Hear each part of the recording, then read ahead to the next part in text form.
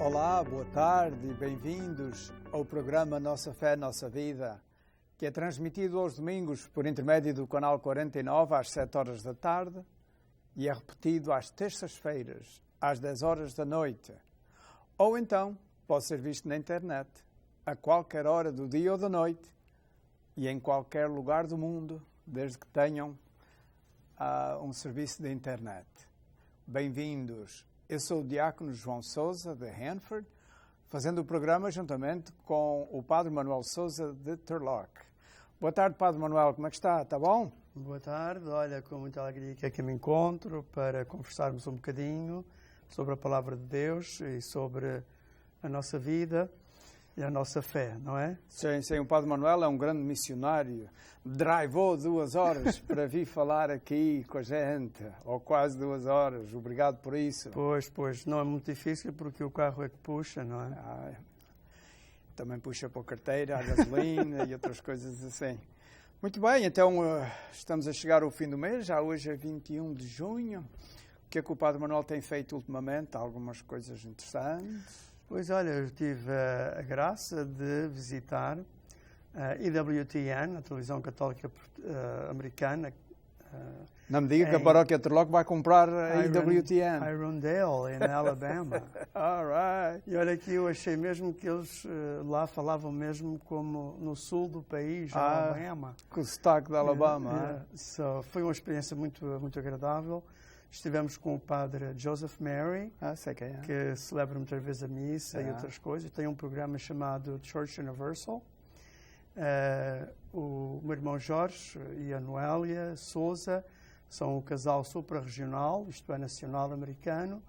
Eles pediram para eu ser o conselheiro espiritual da supra-região e tivemos a oportunidade de fazer 2 programas de 23 minutos cada um, sobre as equipas, Nossa Senhora, a sua espiritualidade, a sua história, a sua organização, etc., de forma que está mesmo saindo por este tempo esse programa.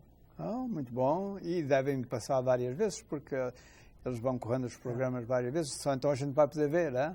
Bom, acabou de sair agora no IWTN, segundo me consta, porque realmente eu não vi. E qual era o assunto? Era as equipas da América, a sua história e o que era mais com a sua? As equipas Nossa Senhora nos Estados Unidos, em número, estão cerca de 800 equipas. São 5 a 7 casais que se reúnem uma vez por mês. Sei também que o João e a Maria pertencem a este movimento. Há quase 30 anos. Há quase 30 anos. Também já sei que fui o casal regional.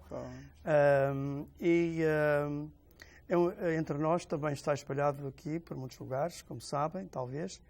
E a ideia era de eles cobrem os movimentos de igreja nesse programa. Okay. E nós fomos um desses movimentos, que há tempos tinha sido os cursos que estandard, creio que foi, outros foi não sei o quê. É uma coisa que eles fazem com frequência. Vocês fizeram um com um casal, não foi? Lá deles, lá do IWTN? Pinto ou como era? Não, com o padre Joseph Mary. Os dois programas. Mas o interessante foi que tivemos uma conversa de 1h30 com o padre Joseph Mary no dia antes. Ele gostou muito da conversa e ofereceu-se para ir connosco ao lugar onde estava e vivia a irmã, a Madre Angélica. Tivemos a oportunidade de visitar o convento lá, o mosteiro, segundo ela põe, e foi realmente uma experiência muito agradável estar aquelas horas com o padre Joseph Mary. Ele contou-nos a sua história. Eu fiquei muito bem impressionado da forma que os trabalhadores estão muito comprometidos, estão fazendo aquilo não por dinheiro, mas um salário muito menos do que aquilo que poderia ser noutros lugares. E a gente via realmente uma espiritualidade que envolvia todo o IWTN. Uau. E aquilo é mesmo um big operation? Aquilo é grande ou é Eles têm, creio que são 400 empregados. O quê? 400. O IWTN tem assim tanta gente empregada? Eles estão em 100 e tal países. Uau. Eles têm um estúdio creio que na Noruega ou na Suécia. Tenho um estúdio agora aqui em Nova York, em Nova York e um aqui em Los Angeles, começou agora, Orange County. Eles têm vários estúdios através do mundo. Uau, dá gosto em ver que isso eu fiquei também admirado, não é? Quando celebrei a missa naquela capelinha que aparece, mas não foi na televisão. E eu quando celebrei com outro padre lá. Então, quantos dias é que vocês estiveram por lá? O Jorge e a Noélia foram no sábado e eu fui na segunda-feira. O encontro foi na terça de preparação e depois na quarta gravámos e depois fomos para o aeroporto, logo a seguir. Ok. Sim, senhor. Foi realmente uma experiência muito edificante. Muito bem. Então, o Padre Manuel é o assistente espiritual das equipas a nível nacional. Tem viajado para muitos lugares? Eu fui ao encontro este passado mês de abril em Houston e depois fui ao encontro em Houston, julho. Texas. Não estejam a pensar que é Houston lá perto de Houston, Texas. Depois foi em julho, foi um encontro a nível nacional também, e depois, em setembro, fomos a Roma. Estivemos com o Papa e o Papa ficou muito contente de nos ver. Não é? Deve ter gostado muito de conhecer vocês. Ele disse já há tanto tempo que esperava pela vossa visita, não foi? Quando é que ele vem a Terloc, o Papa? Bom, isso é uma coisa que estamos a ver se resolvemos. Quando isso acontecer, você deixe-me saber que eu também quero ir lá. E agora, as equipas têm um encontro nacional, não é? Em pouco tempo? Tem um encontro em North Carolina, no mês de julho, a começar no dia 9, creio que é. E nós vamos um bocadinho mais cedo, o Jorge e a Noélia Souza e eu também, para estarmos lá à espera dos casais que chegam. Sim, senhor. Temos um encontro com a liderança e depois com os casais em geral. Este ano a gente não vai. Estamos a pensar em ir às ilhas e a Lisboa, se Deus quiser. Não, eu acho que as equipas a nível nacional e internacional estão numa pujança muito grande. Há um grande entusiasmo e há muita coisa que vai vir para a formação dos equipistas. Sim, senhor. Então, o último domingo de junho, o Padre Manuel deve estar quase a entrar nas suas férias, não é? Exatamente, yes. Normalmente julho, uma parte do mês de julho, aproveita. A festa de Nossa Senhora da Assunção em Terloc este ano, quem é o pregador que vai vir? É um padre Rui Valério. Ele é pároco no Patriarcado de Lisboa, mesmo junto à cidade de Lisboa. Ele tem ido por muitos lugares, agora neste ano de Misericórdia, dar retiros e conferências. Ele é um missionário da Misericórdia, designado pelo Papa Francisco. É 50 anos de idade, bem conhecido na Diocese, na Arquidiocese de Lisboa. É a primeira vez que ele vem cá? É a primeira vez que ele vem cá. Estamos muito entusiasmados, acho que vai ser ótimo. Muito bem. E tem algum show, alguma coisa já planeada para a festa? Há muita coisa planeada para a festa, como sempre, não é? Na quinta-feira vamos ter a Prata da Casa, que vai ser muito bom. E depois vamos ter outras... Mas, para dizer a verdade, eles é que se encarregam disso. E o entretenimento não estou assim bem metido. Está bem. E também quando estamos a gravar isto, ainda falta muito tempo para a festa. Quando eles veem isso, já está mais perto. Mas eu penso que a festa deste ano vai ser... vai ser boa? Vai ser uma festa espetacular. Vale a pena ir, então? Vale a pena. Sim, senhor. E o Sr. Bispo da Diocese? Olha, vai estar o Sr. Bispo da Diocese e vai estar também o Bispo Myron Cotta. Oh, uau! Isso é que é uma festa de bispos. Ele é que vai presidir. Como era a história daquela mulher que ia no avião com uma cheia de discos e ela depois assustou-se de andar de avião? Como era essa história? E há aqui 4 bispos da Califórnia para uma reunião de bispos em Washington e o piloto anuncia, olha, nós perdemos um motor, mas ainda temos outros 2 motores, não se preocupem. A senhora começou a gritar muito e veio a menina de bordo e disse, olha, senhora, não se preocupe, que ainda temos 2 motores e temos 4 bispos que vão para Washington para uma reunião e Nosso Senhor vai nos proteger.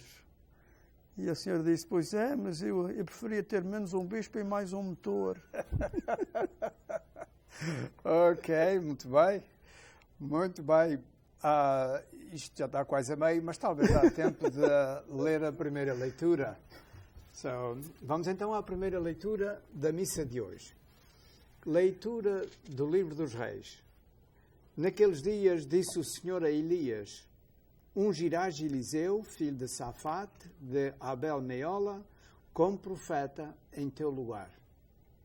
Elias pôs-se a caminho e encontrou Eliseu, filho de Safate, que andava a lavrar com 12 juntas de bois e guiava a 12ª. Elias passou junto dele e lançou sobre ele a sua capa. Então Eliseu abandonou os bois, correu atrás de Elias e disse-lhe, deixa-me ir abraçar meu pai e minha mãe. Depois irei contigo. Elias respondeu, vai e volta, porque eu já fiz o que devia. Eliseu afastou-se, tomou uma junta de bois e matou-a. Com a madeira do arado, a sua carne, que deu a comer à sua gente. Depois levantou-se e seguiu Elias, ficando ao seu serviço. Palavra do Senhor. Graças a Deus. Então, Padre Manuel, o que é que se passa aqui? Bom, realmente nós temos aqui dois dos grandes profetas do Antigo Testamento e o que nós vemos aqui é praticamente uma ordenação, pôr a capa, Elias pondo a capa sobre Eliseu, ordena-o também como profeta. Eliseu realmente abraça a missão de profeta, está disposto a tudo, até mesmo abandonar os bois, queimar o arado, e sinal de que aqui não há voltar atrás.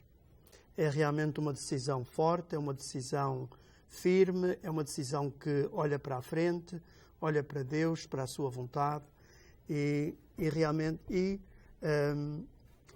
podemos dizer assim, destrói as pontes para o passado para que não haja a tentação de voltar. Muito bem. E isso prepara o Evangelho. Está bem. E a gente estamos a dar sinal que é a hora do intervalo e depois podíamos falar um bocadinho sobre a vocação e como é que Deus chama as pessoas e qual deve ser a atitude com que a gente encara uma chamada especial de Deus para nós. Bem, caros amigos, vamos a meio do programa e como é costume a gente para durante um minuto. Nós voltamos. Até já.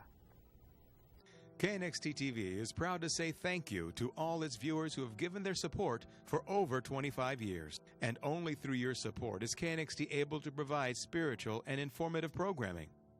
Please remember KNXT in your long-term support through wills, bequests, trust, and plan giving. Your gift is important to the future of Catholic television. Help preserve the strength of KNXT's message based on the teachings of Christ. Keep KNXT in your future plans. Caros amigos, bem-vindos de novo ao programa Nossa Fé, Nossa Vida. Nós acabamos de ouvir ler a passagem do primeiro livro dos Reis, em que vemos o chamamento do profeta Eliseu, como ele foi chamado e como ele reagiu. Padre Manuel, isto é uma vocação, não é? Chamamento. É um chamamento e vocação. É assim, isto é típico, os chamamentos de Deus. Qual deve ser a nossa atitude em relação a um chamamento de Deus? Eu posso dar o meu testemunho pessoal. Eu, aos 11 anos de idade, vinha da escola e, de repente, passou-me pela ideia de ir para o seminário. E eu cheguei a casa e disse à minha mãe, olha, eu quero ir para o seminário. E ela disse, não podes ir porque o teu irmão João já está no seminário e não temos dinheiro para isso. Mas eu disse, vou. E dali a meses estava no seminário do Padre Damião, na Ilha da Terceira, na Praia da Vitória.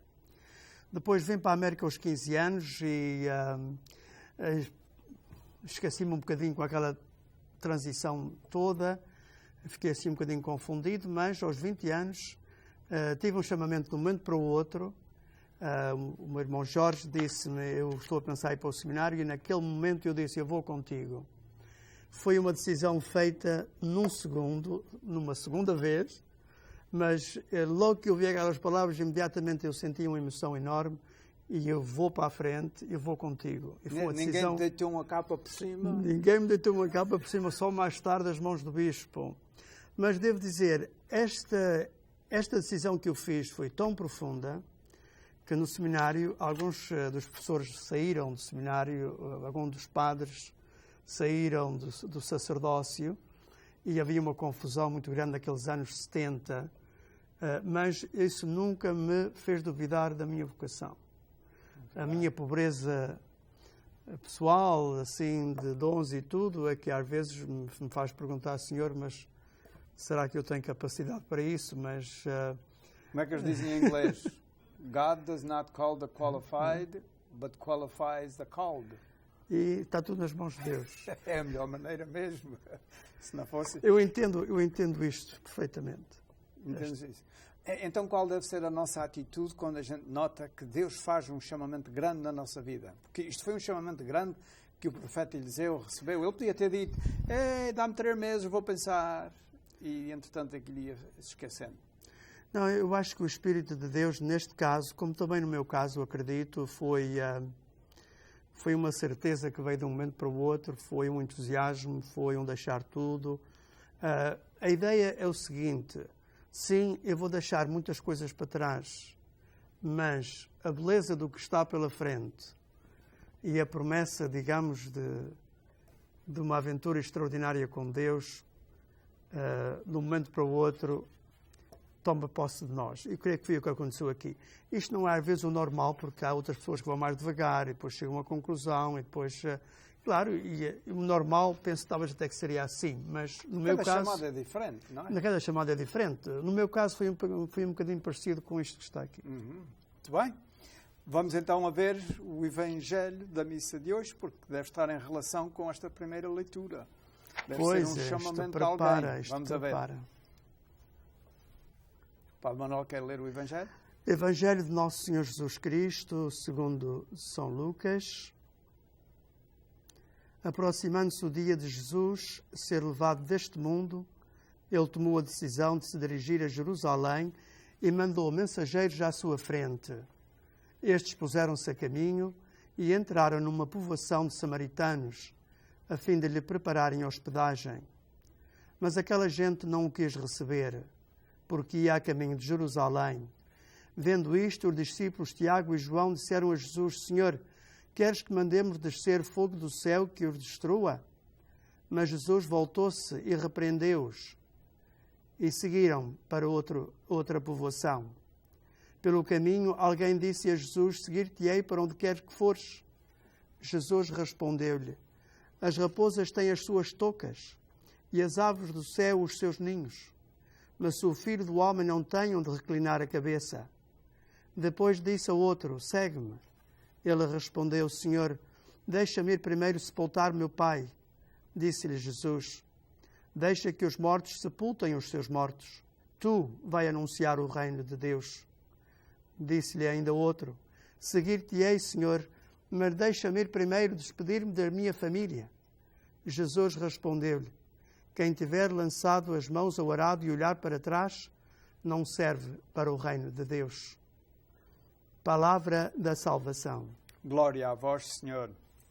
Então, Padre Manuel, a gente pode ver na primeira leitura que o tema da liturgia ou das leituras deste domingo é sobre o chamamento e a nossa resposta à chamada de Deus, ao chamamento de Deus. A gente pode ver isso até mesmo no próprio Jesus. O Jesus mostra-se aqui ainda mais exigente de que Elias no Antigo Testamento, porque Elias ainda permitiu a Eliseu voltar e dar um jantar à sua família. Mas antes disso, ele tomou a decisão de se dirigir a Jerusalém. Da maneira que São Lucas diz, dá a impressão de que Jesus sente este grande chamamento do Pai e da missão que veio realizar, e isto era a altura agora. Ele caminhou para Jerusalém, mas a gente quase que ouve ecos, ele caminhou para a cruz. Ele dá a impressão de que ele tinha a sensação de que o momento tinha chegado, agora de levar o reino de Deus a Jerusalém e passar pela cruz. Será que também podemos ver isto como um chamamento que Jesus sentia da parte do Pai? Bom, eu vejo aqui que o Senhor Jesus retirou-se para o norte com os apóstolos para os catequizar e chegou o momento da decisão. Ele faz a decisão e depois caminha com urgência e como diz a carta aos Hebreus, ele foi para a cruz com alegria, sabendo o bem que ia ser para a humanidade. De forma que nós temos aqui uma decisão radical de Jesus e, ao mesmo tempo, uma exigência radical da parte dele para com aqueles que o seguem. Padre Manuel disse a palavra urgência há bocadinho. A gente quando a gente sente um chamamento de Deus para alguma coisa, será que a gente deve atuar com urgência? Bom, às vezes nós durante o dia sentimos urgência para rezar e se nós temos a oportunidade de o fazer e retiramos um bocadinho e rezamos um bocadinho, imediatamente respondendo a este apelo do Senhor, os santos dizem-nos que isso é uma parte muito importante do crescimento espiritual. São Francisco, às vezes nas ruas de Assis, ele sentia aquele veemente apelo de Deus e imediatamente ele se escondia detrás de uma parede e começava a rezar. Quando nós não agimos de imediato aquelas intimações, aqueles chamamentos de Deus no dia a dia, quando deixamos para amanhã, quando não temos esta urgência de rezar, de estar atentos, de ajudar os outros, mesmo quando há uma necessidade, se não atuamos de imediato, muitas vezes aquilo fica pelo caminho. Não é? E a gente até deixa de ouvir o chamamento com aquela clareza que ouvimos a primeira vez, não é? Porque não houve aquela generosidade da nossa parte, aquela atenção, aquele carinho para com Deus, para com os irmãos. E também talvez isso leve às vezes Deus a não nos chamar tão longe quanto Ele gostaria de nos chamar. Porque Ele se vê que a nossa resposta não é pronta, não é decidida, porque a decisão de seguir a Deus é uma coisa radical. E se a gente não faz isso assim, Deus sabe, olha, este não vai muito longe, ou esta não vai muito longe. E deixa-nos, se nós não correspondemos, Deus não nos quer importunar, não é? Deus respeita muito a nossa liberdade. Ele chama e chama, mas depois nós ficamos de tal forma mundanos e esquecidos de Deus, torpes no nosso entendimento, que acabamos por perder a própria capacidade de ouvir os apelos de Deus. E o que acontece no dia a dia? Yeah. E também talvez Deus dá-nos assim dá-nos o chamamento e dá-nos graças que vão com esse chamamento, e se a gente não as aproveita, Ele talvez por caridade deixa de chamar, para a gente não ter responsabilidades ainda maiores, porque se Ele continuar a dar e a gente continuar a dizer que não, sim. A nossa responsabilidade depois é maior. E então o Senhor dá-nos menos para a gente depois ter menos para pagar. Será que isso acontece? Não, isso é interessante, essa ideia, não tinha pensado, mas acho que Deus só nos dá aquilo que nós somos capazes de sofrer ou de enfrentar e de corresponder. E o Senhor, através de Santa Teresa d'Ávila, por exemplo, diz exatamente isso. Ele diz, eu podia dar maiores graças às almas, mas elas depois não saberiam como usar essas graças, esses favores, esses especiais dons do Espírito Santo e fariam mais mal do que bem. Uhum. De maneira que para nos proteger, Deus não nos dá senão aquilo que nós somos capazes de receber. Pela sua misericórdia. Os pais, quando estão a criar filhos, quando os filhos são pequenos, às vezes podiam dar mais uma coisa ou assim um brinquedo maior, mas sabem que eles vão pisar com aquilo. E então dizem, não, deixa ele crescer mais uma coisinha, deixa ela crescer mais uma coisinha, nessa altura já vai poder usar uma bicicleta, ou um triciclo, ou uma motorizada, ou uma coisa assim diferente. E Deus faz a mesma coisa connosco. Deus é tão sábio e tão paciente, sempre à nossa procura, mas com a maior delicadeza, não é? E o que nós não fazemos, muitas vezes, não é? Mas Deus, inicialmente, quando nos chama, exige uma resposta radical da nossa parte. Estes diziam, Senhor, eu vou, mas deixa-me primeiro ir enterrar o meu pai, ou deixa-me primeiro ir pagar os belos, ou deixa-me fazer isto. E Jesus, quando chama, quando dá aquela intensidade de graças e aquele grande apelo que a gente sente no coração, aquilo é que são as horas decisivas. Pois, imagine alguém que está a lavrar a terra com um arado e está sempre a olhar para trás, não vai fazer nada que preste, não é? E Deus... A gente vê isso, eles quando estão a guiar e a fazer o táxi, batem com o carro numa parede. Não pode estar a olhar para trás e para outros lados, tem que ver o caminho, para a frente. Não é? E isso, mesmo naquilo que Deus nos dá e não nos dá, Deus mostra a sua sabedoria. Yeah. É interessante ver assim estas coisas. As pessoas, Jesus sentiu o grande chamamento para ir para Jerusalém, onde ele ia morrer por nós. E quando os samaritanos souberam que ele ia passar por lá, disseram, por aqui não passas. Isto faz-me lembrar aquelas quesilhas que existem em Portugal. Quando vem o Porto jogar a casa do Benfica, os adeptos do Porto têm que vir protegidos pela polícia. Quando os do Benfica vão ao Porto, quando chegam lá, têm que ir protegidos, porque a nação dos nossos, já no tempo do nosso Senhor era assim.